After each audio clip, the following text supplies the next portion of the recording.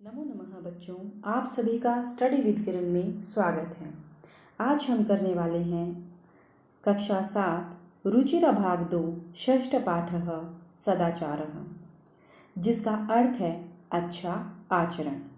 तो ये आपकी संस्कृत की पुस्तिका से 6वां पाठ है, जिसका नाम है सदाचार। बच्चों, ये एक संस्कृत का शब्द है सदाचार, जिसका अर्थ होता है अच्छा आचरण या अच्छा व्यवहार।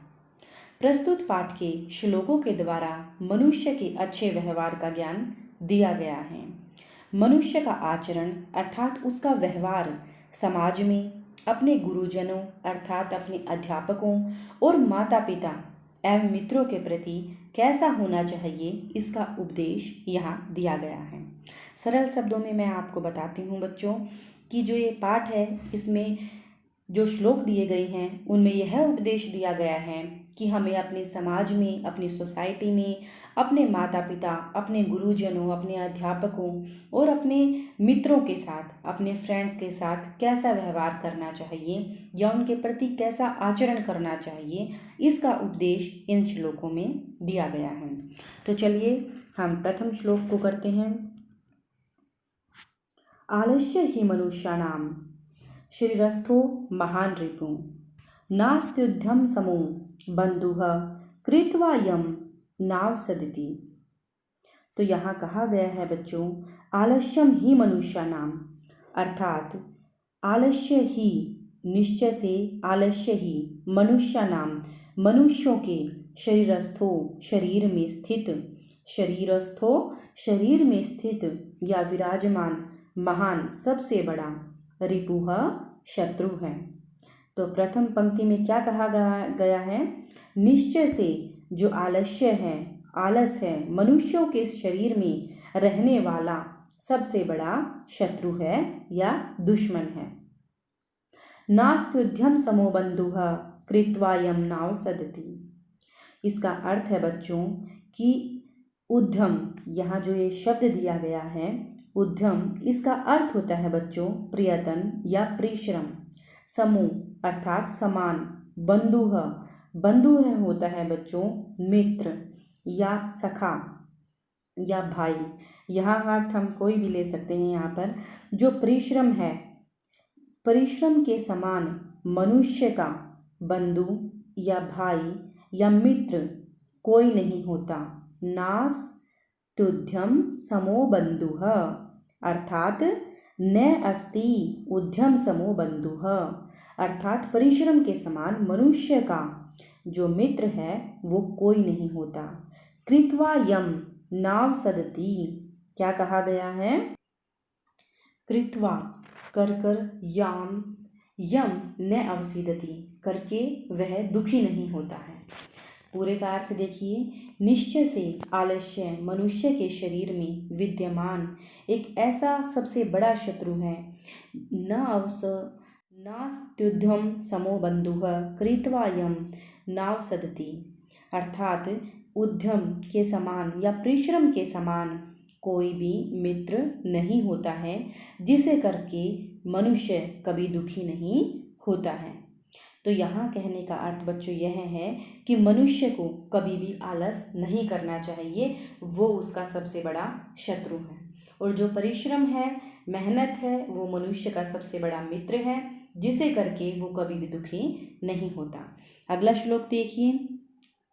शवः कार्यम अधः कुर्वीत पूर्वा आहानि च अपराहिकम न हि प्रतीक्षते मृत्युः कृतमस्य न वा कृतम्। श्वः अर्थात आने वाले, कल का कार्य, अध आज, कुर्वीत करना चाहिए। पहली पंक्ति में क्या कहा गया है कि श्वः आने वाले कल का कार्य आज करना चाहिए। पूर्वा आहाने दोपहर से पहले, च अपराहिकम, अपराहिकम बच्चों होता है इसका अर्थ दोपहर के बाद वाला समय, और पूर्वा आहाने का अर्थ होता है दोपहर से पहले का समय। तो मनुष्य को क्या कहा गया है यहाँ पर कि मनुष्य को दोपहर के बाद वाला जो कार्य है वो किससे पहले करना चाहिए? दोपहर से पहले कर लेना चाहिए। न ही प्रतीक्षते मृत्यु, द्वितीय पंक्ति में देखिए, न ही प्रतीक्षते नहीं प्रतीक्षा करती है, मृत्यु मौत, कृतमश्च कि इस व्यक्ति ने यह कार्य किया है, न वा कृतम अथवा नहीं किया है। तो क्या कहा गया है, कल का काम आज कर लेना चाहिए और दोपहर का काम या दोपहर के बाद का काम पूर्वाह्न अर्थात दोपहर से पहले कर लेना चाहिए, क्योंकि जो मृत्यु है वो किसी का इंतजार नहीं करती है कि इसका काम हो गया है या नहीं हुआ है, अर्थात इस व्यक्ति ने अपना पूरा काम कर लिया है या नहीं किया है। भाव बच्चों यह है, काम को कभी भी टालना नहीं चाहिए, क्योंकि पता नहीं कब जीवन समाप्त हो जाए। अर्थात इस श्लोक में बच्चों समय से काम करने की सलाह दी गई है या उपदेश दिया गया है कि मनुष्य को अपने सारे काम समय से करने चाहिए। ठीक है, आगे देखिए, सत्यम ब्रूयात् प्रियम ब्रूयात्, सत्यम ब्रूयात् प्रियम ब्रूयात् न ब्रूयात् सत्यम प्रियम। सत्यम ब्रूयात्, सत्यम का अर्थ होता है बच्चों सच और ब्रूयात् का अर्थ होता है बोलो। सच बोलना चाहिए, प्रियम ब्रूयात् मीठा बोलना चाहिए, अर्थात जो दूसरों को अच्छा लगे ऐसा बोलना चाहिए। न ब्रूयात् नहीं बोलना चाहिए, सत्यम प्रियम अर्थात नहीं बोलना चाहिए सत्यम अप्रियम, ऐसा सच नहीं बोलना चाहिए जो अप्रियम हो, जो कड़वा हो। ये दो शब्दों से मिलकर बना है बच्चों सत्यम धन अप्रिय, सत्य धन अप्रिय। ठीक है, यहाँ पर सत्य का अर्थ है सच और अप्रिय का अर्थ है कड़वा। तो सत्य बोलना चाहिए, मीठा बोलना चाहिए, लेकिन कभी भी कड़वा सच नहीं बोलना चाहिए। तो मनुष्य को यहाँ सलाह दी गई है, उपदेश दिया गया है कि मनुष्य को सच तो बोलना चाहिए और वो भी ऐसा बोलना चाहिए कि जो बिल्कुल मीठा हो, लेकिन अप्रियम कड़वा सच नहीं बोलना चाहिए, क्योंकि आपने सच्ची बात बोल दी लेकिन वो कड़वी है, वो सामने वाले को बहुत ज़्यादा हर्ट कर जाती है। प्रियम च न अनिरितम ब्रूयात् एष धर्मः सनातनः। तो यहाँ क्या कहा गया है बच्चों, प्रियम च अनिरितम ब्रूयात्, प्रिय मीठा और नानिरितम झूठ, अनिरितम होता है बच्चों झूठ, ब्रूयात्। तो अब यहाँ क्या कहा गया है कि मीठा झूठ नहीं बोलना चाहिए। प्रियम च न अनिरितम ब्रूयात्, अनिरितम का अर्थ होता है बच्चों झूठ। ठीक है, हमें झूठ तो वैसे भी कभी नहीं बोलना चाहिए। तो यहाँ यही उपदेश दिया गया है कि मनुष्य को प्रियम च अनिरितम ब्रूयात्, अर्थात मनुष्य को मीठा झूठ भी नहीं बोलना चाहिए। एष धर्मः सनातनः, ये ही सदा से चला आ रहा धर्म है। ये क्या है, सनातनः शाश्वत अर्थात सदा से चला आ रहा धर्म है।